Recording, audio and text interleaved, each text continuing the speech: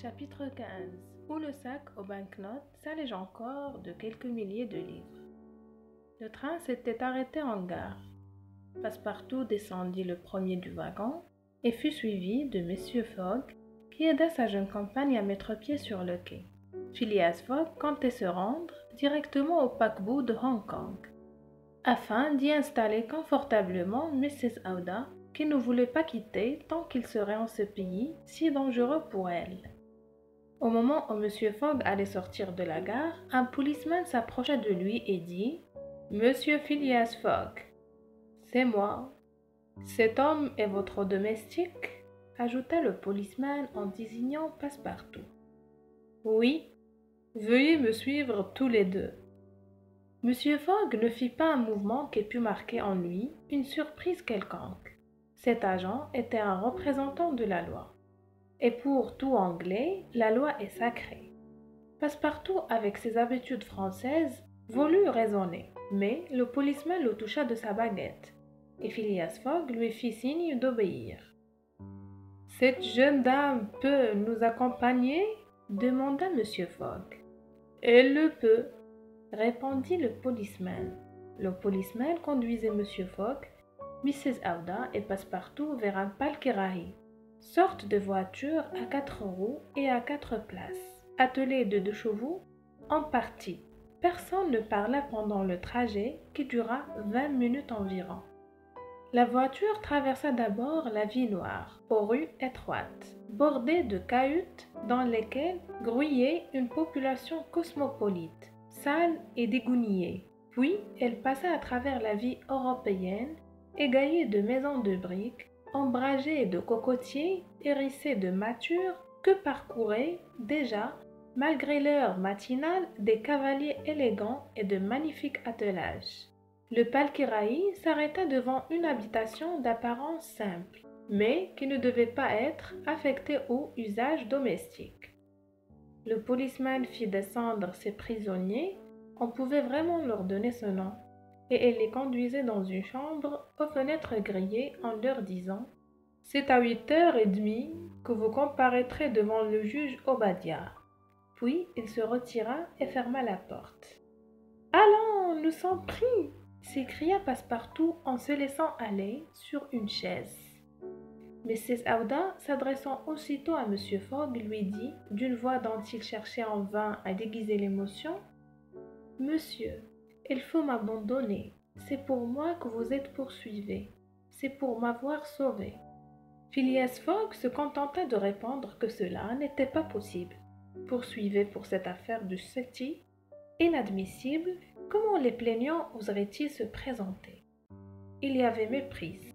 M. Fogg ajouta que, dans tous les cas, il n'abandonnerait pas la jeune femme et qu'il la conduirait à Hong Kong. « Mais le bateau part à midi, » fit observer Passepartout. « Avant midi, nous serons à bord, » répondit simplement l'impassible gentleman. Cela fut affirmé si nettement que Passepartout ne put s'empêcher de se dire à lui-même « Parbleu, cela est certain, avant midi nous serons à bord. » Mais il n'était pas rassuré du tout. À 8h30, la porte de la chambre s'ouvrit. Le policeman reparut et il introduisait les prisonniers dans la salle voisine. C'était une salle d'audience et un public assez nombreux, composé d'Européens et d'indigènes, en occupait déjà le prétoire. M. Fogg, Mrs. Aouda et Passepartout s'assirent sur un banc en face des sièges réservés aux magistrats et aux greffiers.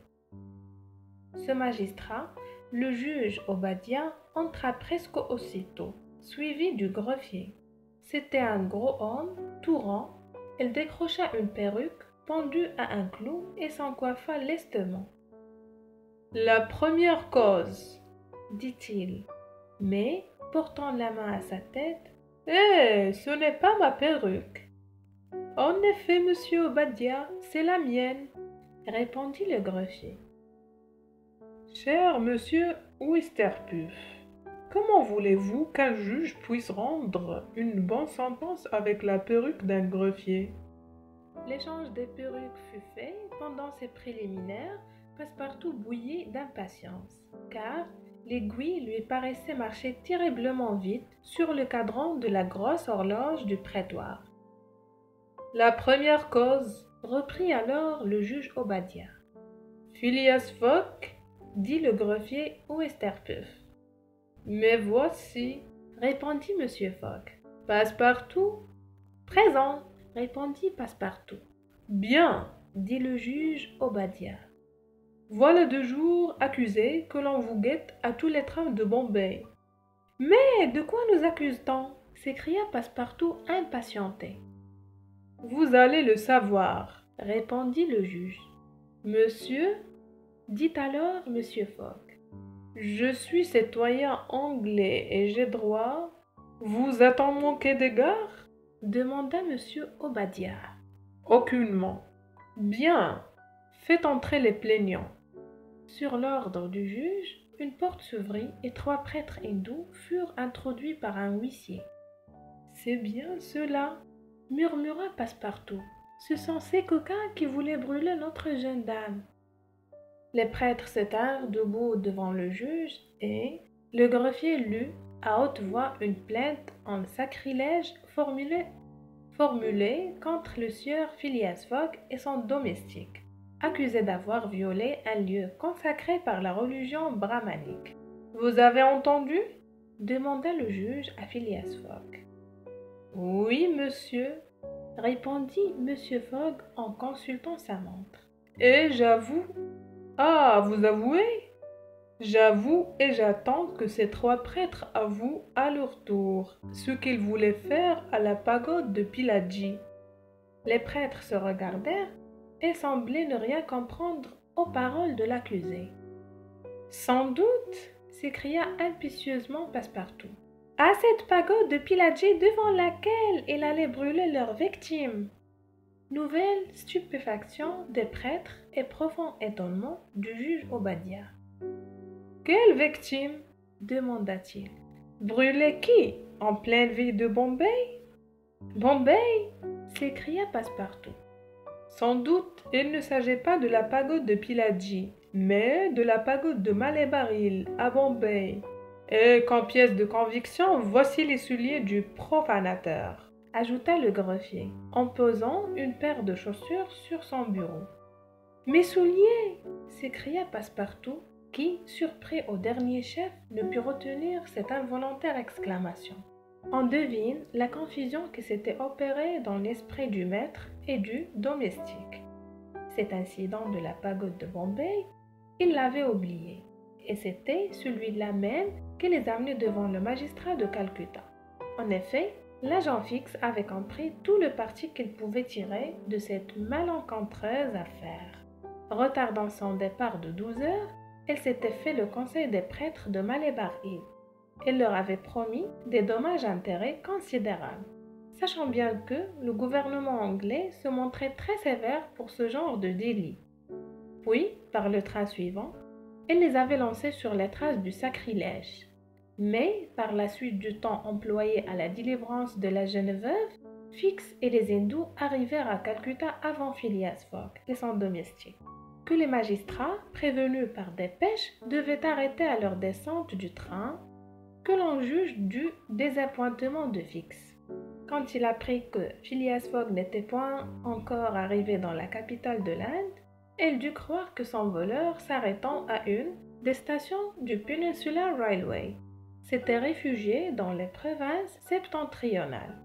Pendant 24 heures, au milieu de mortelle inquiétude, Fix le guetta à la gare. Quelle fut donc sa joie quand ce matin même, il le vit descendre du wagon, en compagnie, il est vrai, d'une jeune femme dont il ne pouvait s'expliquer la présence. Aussitôt, il lança sur lui un policeman, et voilà comment M. Fogg, Passepartout et la veuve du Raja du Bundelkund furent conduits devant le juge Obadiah. Et si Passepartout eût été moins préoccupé de son affaire, il l'aurait aperçu, dans un coin du prétoire, le détective qui suivait le débat avec un intérêt facile à comprendre, car, à Calcutta, comme à Bombay, comme à Suisse, le mandat d'arrestation lui manquait encore. Cependant, le juge Obadiah avait pris acte de l'aveu échappé à Passepartout, qui aurait donné tout ce qu'il possédait pour reprendre ses imprudentes paroles. « Les faits sont avoués ?» dit le juge. « Avoués ?» répondit froidement M. Fogg. « Attendu » reprit le juge. « Attendu que la loi anglaise entend protéger également et rigoureusement toutes les religions des populations de l'Inde. Le délit étant avoué par le sieur Passepartout, convaincu d'avoir violé d'un pied sacrilège le pavé de la pagode de Maliban Hill à Bombay dans la journée du 20 octobre, condamne le dit Passepartout à 15 jours de prison et à une amende de 300 livres, 7500 francs. 300 livres s'écria Passepartout qui n'était véritablement sensible qu'à l'amende. Silence fit l'huissier d'une voix glapissante. Et ajouta le juge Obadiah, attendu qu'il n'est pas matériellement prouvé qu'il n'y ait pas eu connivence entre le domestique et le maître, qu'en tout cas celui-ci doit être tenu responsable des faits et gestes d'un serviteur à ses gages. Retient le dit Phileas Fogg et le condamne à 8 jours de prison et 150 livres d'amende. Greffier, appelez une autre cause. Fix, dans son coin, éprouvait une indicible satisfaction.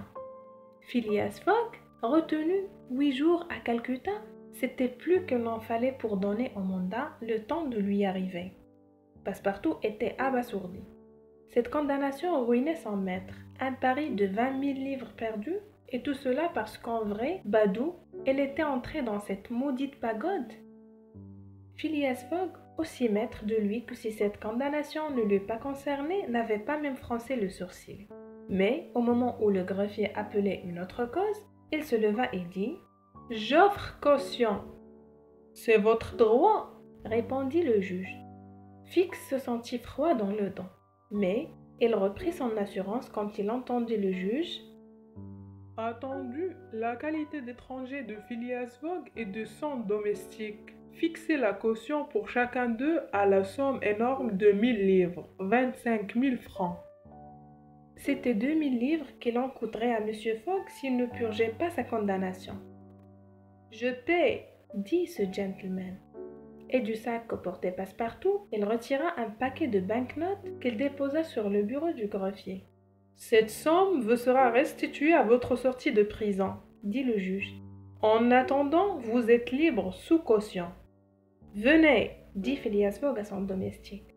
« Mais au moins qu'il rende les souliers !» s'écria Passepartout avec un mouvement de rage. On lui rendit ses souliers. « En voilà qui coûte cher, » murmura-t-il. « Plus de 1000 livres chacun, sans compter qu'il me gêne. » Passepartout, absolument piteux, suivait M. Fogg qui avait offert son bras à la jeune femme. Fix espérait encore que son voleur ne se déciderait jamais à abandonner cette somme de 2000 livres et qu'il ferait ses 8 jours de prison, et se jeta donc sur les traces de Fogg. M. Fogg prit une voiture dans laquelle Mrs. Aouda, Passepartout et lui montèrent aussitôt. Fix courut derrière la voiture qui s'arrêta bientôt sur l'un des quais de la ville. À un demi-mille, en rade, le Rangoon était mouillé. Son pavillon de partance hissé en tête de mât. 11 heures sonnaient, M. Fogg était en avance d'1 heure. Fix le vit descendre de voiture et s'embarquer dans un canot avec Mrs. Aouda et son domestique. Le détective frappa la terre du pied. « Le gueux !» s'écria-t-il. « Il part 2000 livres sacrifiés, prodigue comme un voleur. Ah, je le filerai jusqu'au bout du monde s'il le faut. Mais du train dont il va, tout l'argent du vol y aura passé. » L'inspecteur de police était fondé à faire cette réflexion. En effet, depuis qu'il avait quitté Londres, tant en frais de voyage qu'en prime, en achat d'éléphants, en caution et en amende, Phileas Fogg avait déjà semé plus de 5000 livres, 125 000 francs, sur sa route, et le temps pour cent de la somme recouvrée attribuée au détective allait diminuant toujours.